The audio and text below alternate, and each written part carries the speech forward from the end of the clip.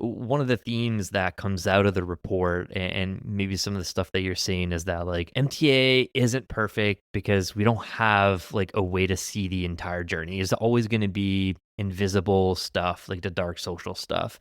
But I feel like one of the main takeaways is that like perfect is the enemy of good in this case here. And I want to unpack that a little bit because in the report you mentioned that one of the core reasons why MTA fails is under-documented and offline touch points. You kinda talked about that in your previous answer.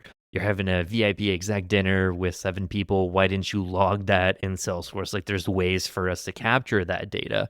And, there's some ways of making sure that this happens, but, when important buying moments aren't documented, you mentioned in the report that attribution reports are inaccurate, and we totally agree there. But then in the trends reshaping attribution section, you mentioned that measurement may never be perfect, but marketers shouldn't let perfect be the enemy of good, and that sometimes approximation can be used as a signal, and that estimates matter more than precision. So this is where Daryl was talking about like using direction, MTA for direction, knowing that it's not perfect, but like, hey, at least we have something. We're going in this direction, right? The question I have for you, Nadia, is like, I think perfection will never be achieved in any online trackable mechanisms because we are humans after all.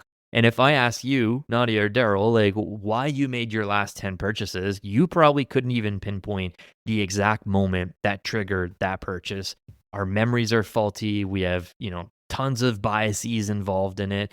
But how do we know for sure that when it comes to measurement, that what we are measuring is good enough? Like, what is good enough? And how do we know that it can be used as direction versus when it's inaccurate to the point and it's incomplete and the direction it tells us to go in isn't going to be correct? And so, like, maybe perfect is the enemy of good, like we kind of talked about, but in this case, the scarier part is that inaccuracy is also the corruption of good, and what you think is good enough maybe isn't good enough. Like there's a super fine line between accepting imprecision and falling victim to something that's completely inaccurate. How can marketers strike that balance, Nadia? Like, how do you use data that's good enough to guide us, knowing that like when incomplete data might sometime mislead us? I think that's a very valid question. And I think if we start with a traditional tech stack setup, if we're talking digital world, the things that we can capture, right? If you continue looking at individual systems and what they show, like you will never get there. You will be continuously imperfect, inaccurate, double counting. Like I will not take a stab at any of the platforms, but the hearsay is that every platform will inflate a little bit what it's showing you because you're investing money with it. So it has to show Yeah. you that it's making a difference, right? So all of those nuances, none of that is connected to your sales or even business bloodline, whether it's your, ERP or your CRM, whatever it is. So you're continuously fighting windmills.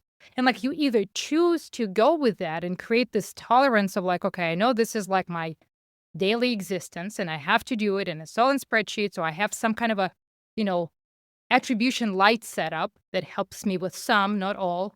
Like you have to develop that tolerance to deal with it. Like I would not want to be there. I've definitely been in those shoes. Like, how I became a client of a tool like Calibrmine, and there are others there. I'm not here to promote the tool, but essentially bigger businesses decide that they need to have data stewardship, data literacy, data leadership around how do we deal with this massive data. We bring it all together, and that's the whole. I mean, this could be a commercial for any CDP or any, data warehouse. Like you have to have it there. Can you bring it from all places? Like you will be probably 70, 80, 90% where you need to be with 10% missing. Oh, I don't know the performance of my billboard. What would it change if you knew? And how much, difference would it cause? Like certain things, right? I'm not skeptical of all the things. Hmm. And then on the other flip side of it, something that I heard from the former CMO of Mailchimp, I think she's now CMO at WP Engine. She was talking about how enterprises buy when it comes to complex solutions. I'm not talking about staple stuff. I'm not necessarily even talking Martech. Talking think IT, things cybersecurity, think finance stuff, right? It would never come from Google Click. because you just don't wake up one day and say, hey, Google, what is the best cybersecurity, yada, yada, yada, right?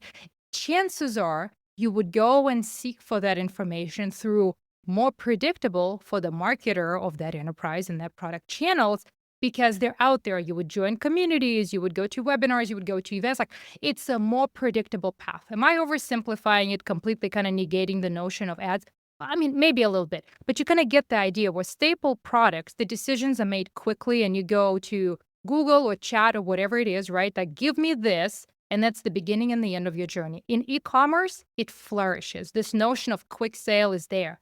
But when you're talking about 12 months, 18 months, don't tell me that most of your data points are missing from the CRM, because if you do, I'll say we need someone else for the team. What were you doing for the last 12 months? We were running all of these different campaigns, right? So you can collect more data than you realize what you can collect. But I think people focus on what they can't collect, and it becomes the beginning and the end. I'm like, cannot move further because this over here, I cannot bring it in. So I think this notion of how much do you need to make a decision is a very important thing. And then the other side of it, if you isolate sales, which most of the tools that we talked about do not consider anything sales related, you're creating this rift like, I am doing my thing, this is marketing, you're doing your thing over there, and I don't care how many calls you place, how many hands you shook, how many babies you kissed, right? I'm just doing my thing, tracking Google ad touches.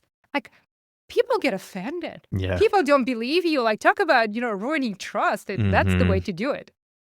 Yeah, it's so true. Like all the terms about marketing influenced pipeline, like salespeople just hate that term because they're like, yeah, we know what you're doing, but I closed that deal. I kissed these 7 babies. Like I Exactly. am the person responsible for this sale, and we're not Let disagreeing them with see that. themselves. Let them see themselves on that journey, right? Like Yeah. once it's a collaborative effort, you don't even get the scrutiny around it all. You prove your point, you show touches, you show how sales got involved, and look at you need us, we need you, we win together. And the argument goes out of the door, but that's not how the adage goes. It's marketing influence, which those sometimes could be fighting words. Yeah. No, I asked Nadia again, and I find this super fascinating because like I run the podcast and like I live off of like the ads that we generate from sponsors, right? And selling sponsorship on podcast ads is one of those dark social things. Like it doesn't show up on MTA models. It might show up sometimes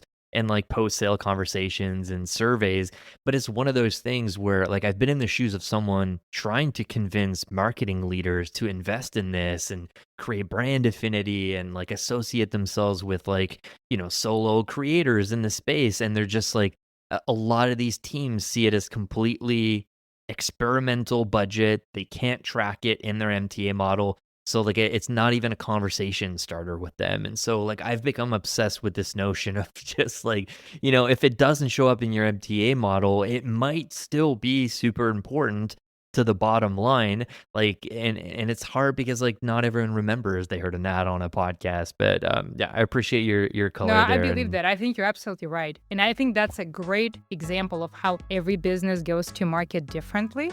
And your industry is very unique. Like, how many others just like you? I mean, you can probably count people on, your hands and your toes, and that would be it, right? It's a small market. So it is nuanced and it's very relationship driven. So I would say, definitely you're looking for things that may not fall within the traditional lines.